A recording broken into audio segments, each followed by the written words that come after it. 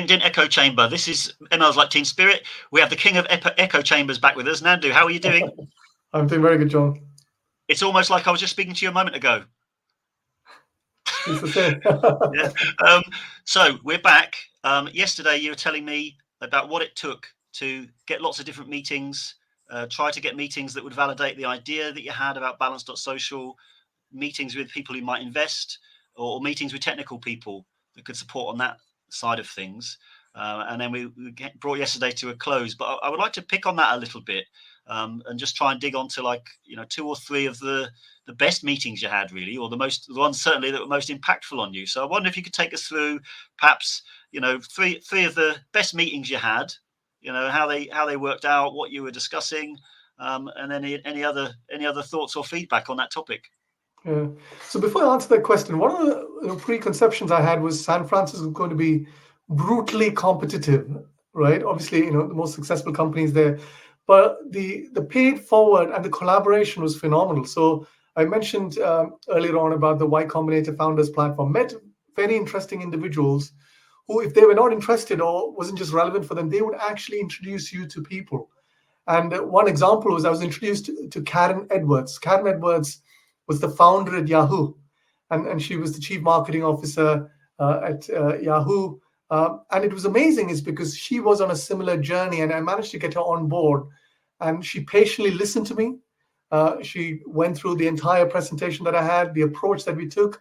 She had been on a similar journey and gave me such useful insights, and agreed to kind of participate in the future as well, which these are things you sit and read in books. You read in books or blogs on Bloomberg about them, but here I was firsthand, getting feedback and help, which was amazing. Another person, again, I got introduced to was Alison Goldsworthy. Alison is a world famous author on polarization. She's an advisor at Stanford on this topic as well. Managed to kind of be very persuasive and super energetic and passionate, and she decided to come on board. So this was, hey, a complete stranger who was happy to kind of come on board. She was obviously very opinionated. We pivoted quite a lot based on her insights and input and feedback as well, which is very, very valuable. Again, I got introduced to Mithril. Mithril is a large VC fund run by Peter Thiel and Ajay Goyal. And this was actually through one of Peter Thiel's friends. And Peter Thiel, I'm sure, John, very famous. He was Elon Musk's colleague in PayPal, and his influence in Airbnb and Palantir and so on. And I had 3 sets of meetings with them. Traditionally, their funds are significantly larger, but these are, again, incredibly busy people. They sat down, dissected, gave me a tough time as well. But it was amazing to kind of hear from them to say, this is the best solution that exists in the market today. So that was amazing and special to hear. Well, Nandu, you said something that brought a question to me that you might not be expecting. So sorry to do this to you, but I need to know. So the point of them giving you a hard time. So I think we've explained to anyone watching these that balance.social is to tackle polarization, to try and show a balanced view of the world via a platform. What were these tough questions that they had around the concept? Was it I won't put the words in your mouth, but is it the business side of it? Is it the concept? Like, how would you can you tell us some of the toughest all of it, parts? right? All of it from the business. Obviously it all starts off from the business value, and the other question was, there were several people who tried in the past. Why are you primed to kind of succeed? I'll share you another interesting nugget as well. So this was, again, I mentioned one of the social drinks where there was this annoying chap. Where obviously, you talk a lot about what you're doing, and lots of founders as well.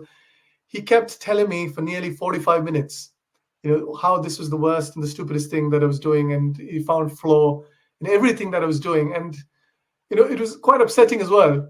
And then at the end of it, while this gentleman was leaving, he dropped his card and he said, I was blown away. It's because he was an investor, an angel in some of the biggest VC funds, and working with Google as well. He said, Nandu, I want to kind of really understand how passionate you are. I want to kind of meet you for a coffee tomorrow morning. So that was it, right? These were people not being, assholes. Apologies for the swearing, but just a bunch of people who wanted to kind of see each other succeed. There's also the fear of missing out, right? people just didn't want to kind of miss out on the next big Facebook or Google. So there was a lot of interest, but people were running at 1,000 miles an hour. Good. Nandu, thanks for taking us through that. We're going to come back tomorrow. It's an interesting description of the project and your time in San Francisco. I'm realizing now I missed out an important part. Nandu, how long in total were you there? So bits and bobs, significant part of 21. Okay, so several months you're having all Yeah, these meetings and trying to that's do all right. this.